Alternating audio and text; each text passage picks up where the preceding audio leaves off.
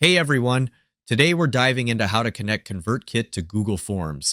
If you're new to ConvertKit, don't miss out on the free trial link in the description below.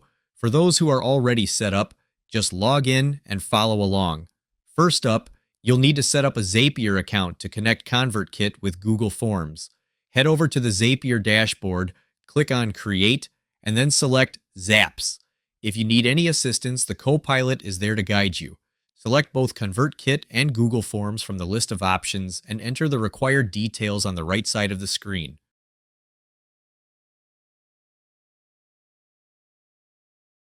To connect your ConvertKit account, click Sign In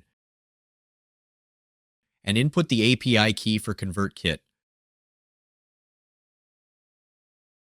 Go to ConvertKit, navigate to Developer Settings, and copy the secret key.